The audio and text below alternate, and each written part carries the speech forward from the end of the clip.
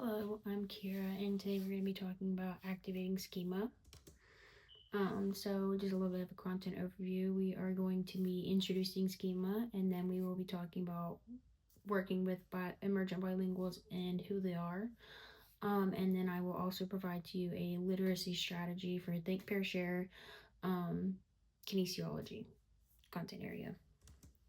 So, introducing schema. What is schema? Schema is a mental framework used to organize and store new information by connecting to past information.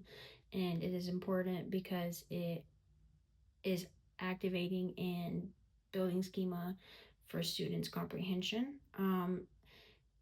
And it's essentially used as a building block onto what they already know, and you are adding on to it. So it's like tiers to a cake, and it makes it easier for students to grasp a hold of knowledge that they have and they need to remember. Um, why does it matter for teachers? When we teach our students something new, we want them to be able to retain that information and carry that information over. Um, it's essentially like a math problem where if you already know how to add, and then you already know how to multiply and do parentheses, then you can form an entire equation called PEMDAS, essentially like that. And we want you to remember what they have learned, and so we are able to extend that knowledge and be able to have them learn in many different ways. For emergent bilinguals, we'll start with who are they?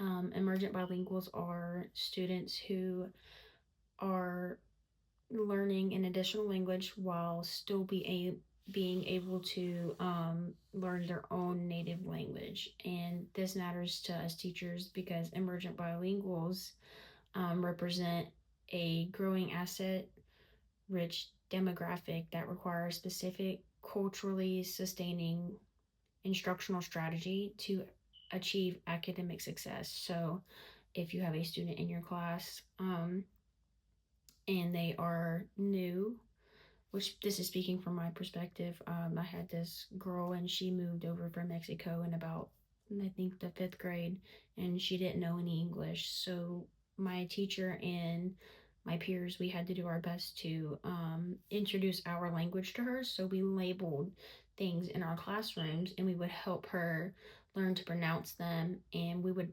essentially just be consistently working with this girl who was also still trying to learn everything in her own native tongue.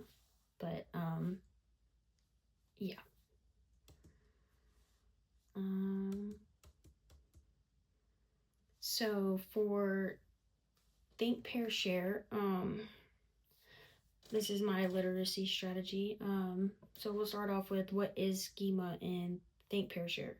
So essentially, schema in Think Pair Share is the schema is past experiences like running, and we would use running to build on to teaching students with things that they're already familiar with.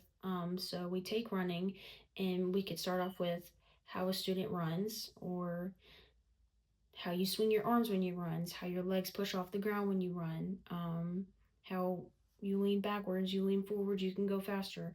So we take prior knowledge and we're going to build onto that. So how would we activate this? Um, I'm sorry. How would we connect the knowledge and implement it into a classroom?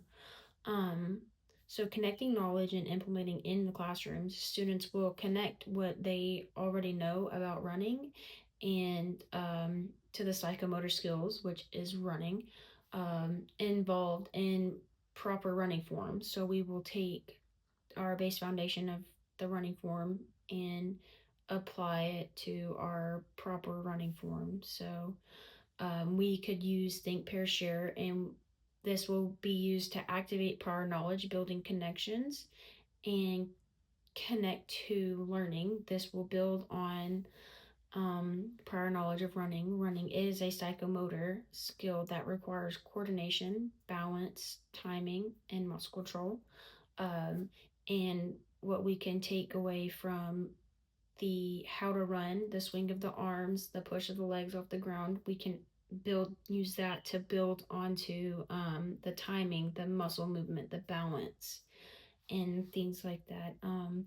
Through Think, Pair, Share, students can link that information of running to vocabulary as well. Ways that I can implement Think, Pair, Share into my classroom. I would greet my students as they walk into my PE classroom, and to start off, I will ask my students some simple questions like, what makes them a good runner, or what can make you a bad runner, things such as that. And I will ask them to think this to themselves, and then I would start in essentially an activity. Um, and then I would have them run around the classroom, not classroom, but the gym.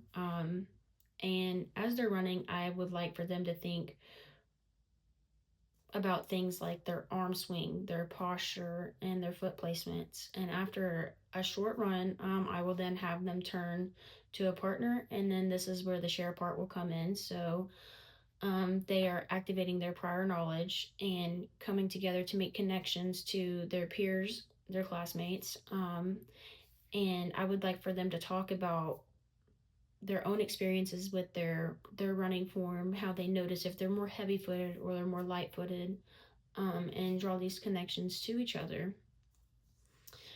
And then after my students have shared their thoughts collectively, um, I will then have my students group up, and I will ask students if they would like to come forward and share what they have to say. And this connection, well, this can help connect their answers to simple terms, and this also helps students understand running while still staying active. So this is how you can apply Think, Pair, Share schema, I guess you could say, into a PE classroom and connect prior knowledge to running.